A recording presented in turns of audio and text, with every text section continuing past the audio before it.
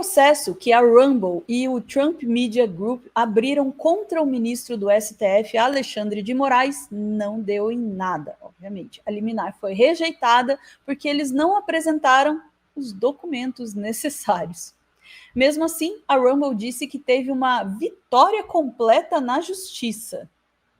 Ué, é um mundo paralelo? O que está acontecendo? Vamos saber mais informações sobre esse caso com a nossa Sofia Labanca aqui no Plantão no Meteoro. Bora!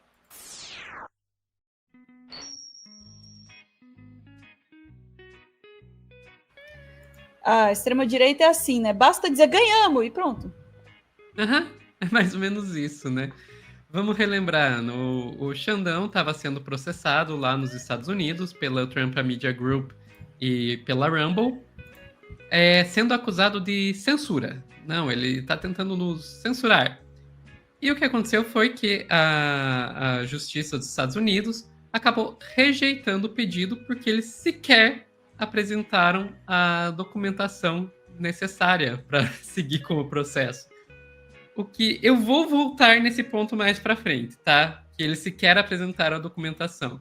Primeiro vamos lá para a coluna da Daniela Lima no G1, que ela vai nos contar, né? A Justiça dos Estados Unidos rejeita a liminar do Rumble contra Moraes. Eu vou descer e ir direto para a parte na qual ela explica a decisão. Que é aqui, ó. Na decisão de 3 páginas, a magistrada americana, né, no caso a juíza, vamos até ver o nome aqui da juíza, a Mary Scriven, cobra a documentação e formalidades do processo, além de apontar lacunas por parte dos representantes contra Moraes. Ela não chegou a julgar o mérito da questão porque sequer tinha como julgar o mérito, porque eles sequer apresentaram a documentação necessária e ainda deixaram lacunas na argumentação deles. Então a juíza simplesmente falou, gente, não dá para julgar isso aqui não. Arquiva. Ok, Ana. E daí eu acho que nesse ponto é bom a gente lembrar de um detalhezinho. O Rumble já está bloqueado aqui no Brasil desde o dia 21 de fevereiro. Tá? Então, não é de agora que o Rumble está numa situação bem ruim, porque eles estão bloqueados e não conseguiram levar à frente o processo que eles abriram contra o Xandão. Vamos até lembrar aqui da questão do bloqueio. Alexandre de Moraes, do STF, acaba de bloquear a plataforma Rumble no Brasil. A rede social é uma rede social de vídeos. São 32 páginas. Essa decisão assinada há pouco pelo ministro Alexandre de Moraes, daqui a pouco já está no site do STF também. E eu trago para você aqui, então, em primeira mão, a decisão do ministro, esse é o trecho final, e depois a gente vai esmiuçar melhor. Ela diz o seguinte, que existem requisitos legais consistentes de descumprimento de ordens judiciais, tentativa de não submeter a rede ao ordenamento jurídico do Brasil, um ambiente de total impunidade e terra sem lei nas redes sociais. E aí, portanto, o ministro determina que a Rumble saia do ar por meio da atuação aí com várias denúncias e suspeitas de grupos extremistas, milícias digitais nas redes, divulgação massiva de discursos nazistas, racistas, fascistas, de ódio, antidemocráticos. Então, o ministro determina a suspensão imediata. Estou lendo com você aqui a decisão que acaba de me chegar, completa e integral do funcionamento do Rumble em território nacional até que todas as ordens judiciais proferidas nos autos, e, como eu disse, são 32 páginas de decisão, incluindo... Podemos ficar por aqui. Ponto é, Ana, o Rumble é essa rede social aí, essa plataforma de vídeos, né, podemos dizer, que virou um mar de extrema-direita no mundo inteiro. Eles têm como mote essa questão da liberdade de expressão. E eu só lamento dizer, a essa altura do campeonato, ter como mote liberdade de expressão, na prática, significa dizer que é de extrema-direita, porque a liberdade de expressão acabou virando um apito de cachorro para dizer discurso de ódio antidemocrático. E, além disso, eles não têm representação legal no Brasil. O que significa que quando você tem, por exemplo, o Alexandre de Moraes dizendo que eles têm que tirar o canal do Monark do ar, eles não tinham como, por exemplo, mandar aqui para os representantes do Rumble aqui no Brasil para que eles cumprissem essa ordem. Na prática, levantando a questão, então eles estão agindo acima da lei brasileira, porque você não tem como representar contra eles, não tem como dar ordem judicial a eles. É aí que o Alexandre de Moraes entrou e pediu esse bloqueio para o escritório do Rumble nos Estados Unidos. E a Rumble começou a argumentar: não, mas você não tem jurisdição aqui nos Estados Unidos. Você não pode obrigar a gente aqui nos Estados Unidos, uma empresa que sequer tem representação legal no Brasil, a cumprir a lei brasileira. Foi essa a argumentação do Rumble. E daí, Ana, aí a gente chega no ponto que eu queria chegar. O resultado do processo foi aquele que a gente viu ali na coluna da Daniela Lima. Ele sequer foi levado à frente porque sequer foi colocado os documentos necessários. Mas isso nunca foi o objetivo deles. Uhum. Nunca foi o objetivo deles ganhar esse processo. O objetivo deles é o quê? É fazer bagunça. É criar factoides para mexer a maquininha de propaganda deles. Né? De propaganda de extrema-direita deles. Uhum. E a maior prova disso, sabe qual que é, Ana? Que eles estão cantando vitória.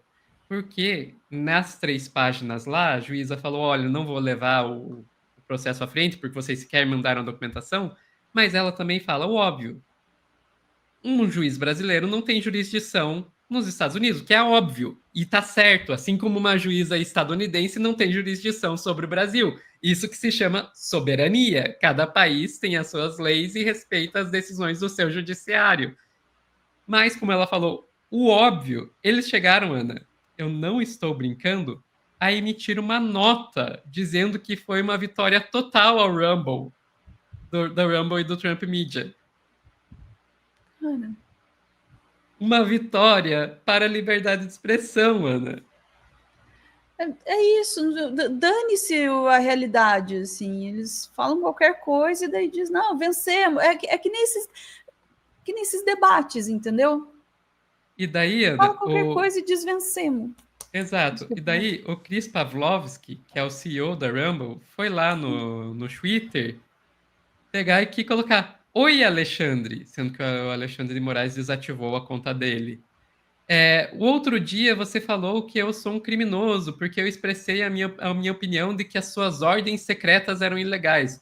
Hoje, uma corte federal estadunidense determinou que as suas ordens são inválidas. Sim, sempre foram. Isso nunca foi a questão. De novo, nós vamos nos ver nos tribunais. Se você decidir aparecer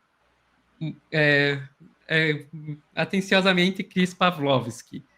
E, Ana, as pessoas estão comprando isso. Esse Chris Pavlovski ficou aqui compartilhando um monte aqui de propagandas, de reportagens da mídia de extrema-direita dos Estados Unidos, como, por exemplo, Fox News, aqui o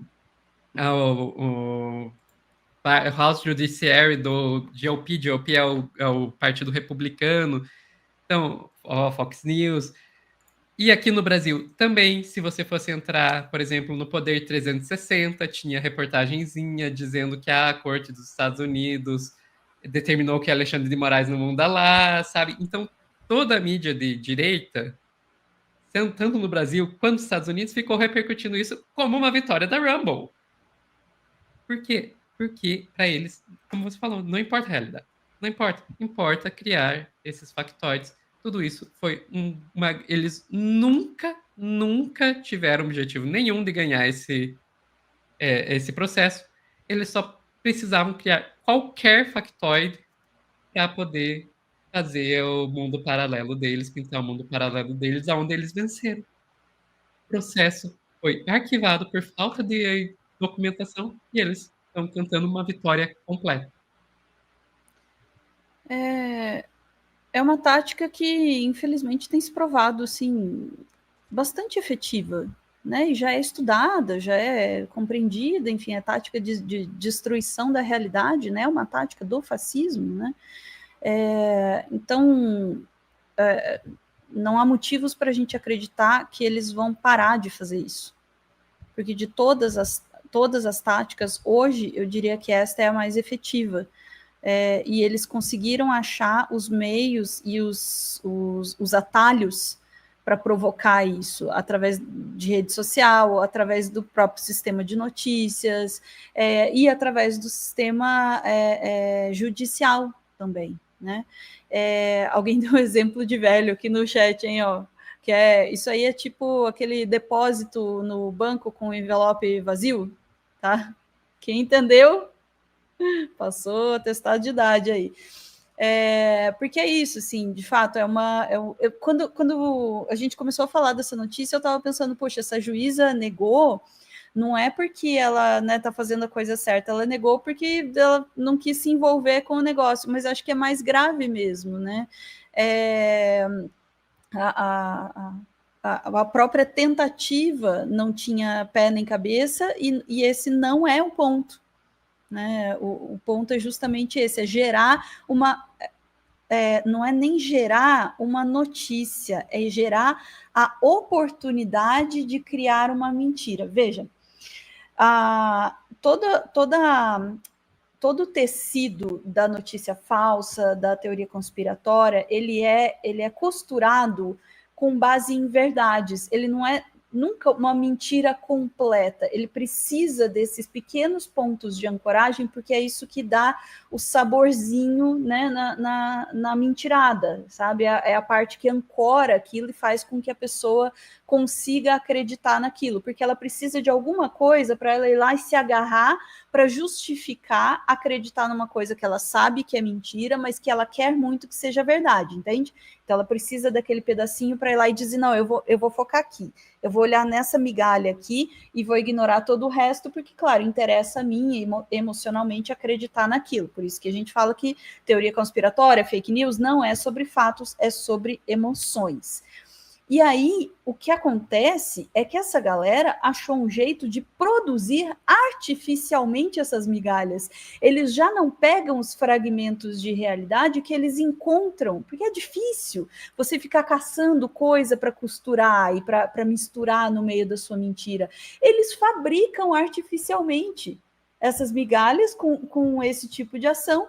E aí, constrói, ganhei, cria um debate, vem debater comigo, tá? Não sei, cria a situação, produz as ancorazinhas e vai lá e produz a sua própria notícia falsa.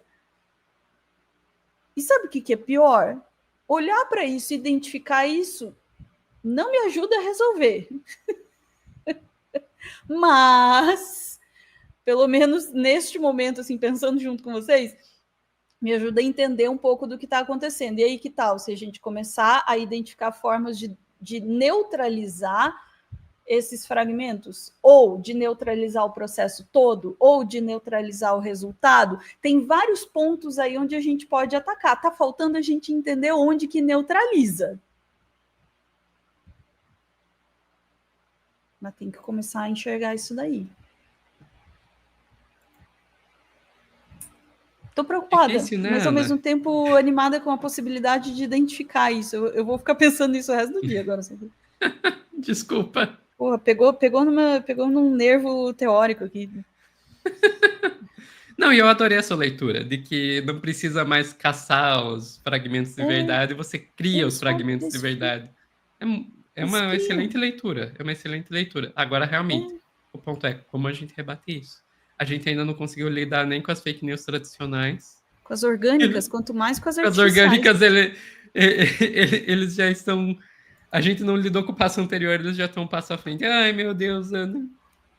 Mas acabamos meio down. Acabamos meio down esse corte. Acabamos meio down, mas ao mesmo tempo, sei lá, né? A gente consegue fazer vacina para a doença que está rolando? Por que a gente não consegue lidar com isso? Bora lá. Bora lá. Chat, voltamos em instantes para mais assuntos preocupantes, porém intrigantes do dia. Beijos.